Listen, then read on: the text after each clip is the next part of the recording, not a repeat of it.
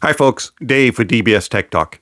And today we're going to talk about the KZ ASX. I want to thank Linsoul for sending over the KZ ASX for review. Do greatly appreciate it. Linsoul, you rock. Okay, going forward, please ensure that your sensitivity sensor is activated. Make sure that the low red light is blinking and that you have it activated, as this is going to be one of those videos. All right, so the KZ ASX. It's the new flagship of KZ, comes in at $100, has 10 balanced armatures on each side, is 20 ohms of impedance, 106 decibels of sensitivity, and a frequency response of 10 hertz to 40 kilohertz. The KZ ASX comes in this box. Why? KZ, why? Why does your $100 flagship come in the same box as your $20 IEMs? Why? Step up the game, KZ. That's uncalled for. So you lift up you open the top, your IEMs will be in here.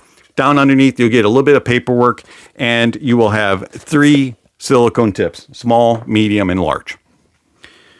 That's it. That's the whole unboxing experience for a $100 IEM. There are so many other IEMs in this price point and less that give you a whole lot better of a unboxing experience. KZ, you can do better. That's disappointment. I mean, that craziness. All right.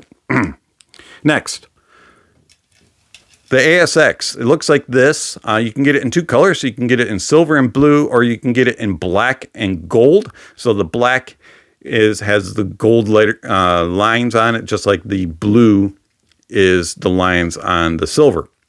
Comes with a 2-pin removable cable. And KZ, another question. Why are you including the same cable that comes with your $20 IEM? It's a $100 flagship. Step up the game. Give a quality cable. This is a decent cable for a $20 to $50 IEM. I have no problems with this cable, except that you have it attached to a $100 IEM. Step up your game if you're going to call this a flagship. All right, IEMs. They're big, they're chunky, they're large, and they have the weirdest design. They have this wing up top and a very oddball shape. And yeah, they don't fit me, period. I can't get them to sit in my ears. I get pain when it goes in. So they sit in my ear just like, I mean, they're massive. Let's put the other one in. They are massive. I have pain right here. They're not sealing in my ear hole. They are bouncing around and jiggling. I do not get a isolation and separation from the outside noises. I can hear everything that's going around. Plus, I have pain in my ears. All right, so there's a couple problems here. Number one, this stupid wing thing does not fit my ear. It might fit yours, but it does not fit mine. And it is just too big, too thick, and just painful. Number 2 problem, if you take the tip off here, look how short that nozzle is. There is no angle to it whatsoever. And if there is an angle, it's not near enough, and it does not extend out far enough. So it doesn't push into your ear hole. So literally it just sits right at the top, right at the opening of your ear hole. Another problem is these tips are bigger than the nozzle. And these are the stock tips. It's bigger than the nozzle. So when you put it on, they actually go down and are covering part of the shell. So you don't even have, I mean, there's no room. So the other problem that really happens is I can't get a third-party tip to fit on and stay on because that nozzle is so small. Everything went in, either it fit weird or it fell off or it just didn't fit that nozzle properly. So this is a horrible design. Let me show you a couple of other all BA IEMs that have high number counts of BAs. All right, so this has 10 BAs on each side. So it has to be fairly chunky size. I understand it. I understand the design has to be chunky. But let me show you a couple other IEMs that have more BAs than this one. All right, so this is the ADV M512D. Now, take a look at the design of it. Number one, no weird wing.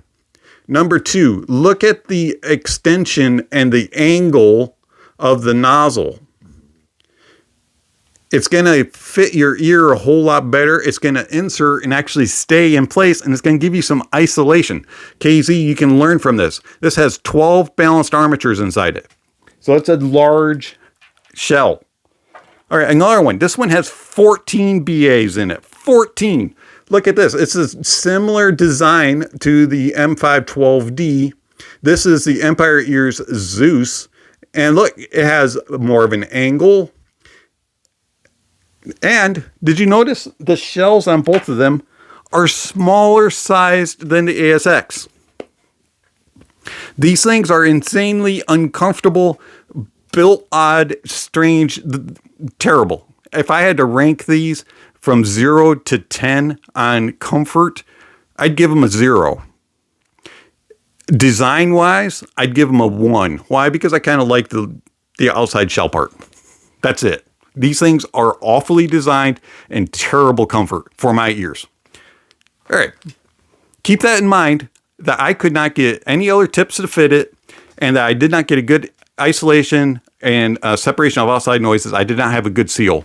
How do these sound? These are big time V-shape. Insanely big V-shape.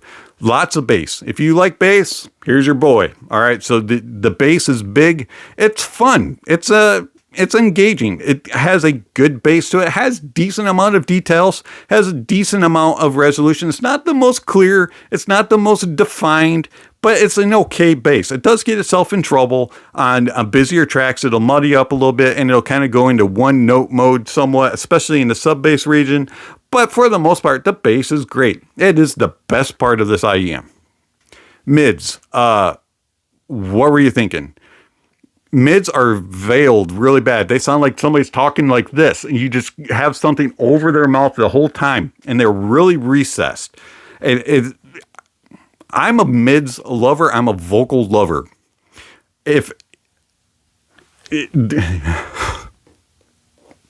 Wow. These are some of the worst mids I've ever heard on either an IEM or a headphone. They just sound so muffled and just lack clarity. And the tonality of not even close to being neutral. These things are natural. Excuse me, not neutral, natural. These are the farthest thing from sounding natural. And the timbre is just way off. Everything just sounds odd. It's just, no. Treble. What treble? If there is treble, it's very laid back. It's recessed just like the mids. It lacks energy. It lacks sparkle. There's just no extension. I don't know how these things extend to 40K. Granted, your ears aren't going to hear up to 40K, but these things don't even extend past 8K. This is terrible. The treble is just gone. There's just nothing there. Soundstage, intimate and claustrophobic. It's just not. No, I'm sorry. Everything just sounds closed in. It doesn't sound natural. It lacks depth and layering. It's just everything's directly in front of you and very close. $100 for this. $100 for this? No. If these were 20 to 25 bucks, yeah, I'd accept it because it's a fun bassy sound that is very intimate and close. And I could overlook some of the flaws. I don't know if I could ever get over that build design and comfort though. But $100? No. Save your money. And pretty much any other IEM that I have reviewed that's over $100 or within a $100 price point is better than these. Thank you, Linsoul, for sending over the ASX for a review. Do greatly appreciate it.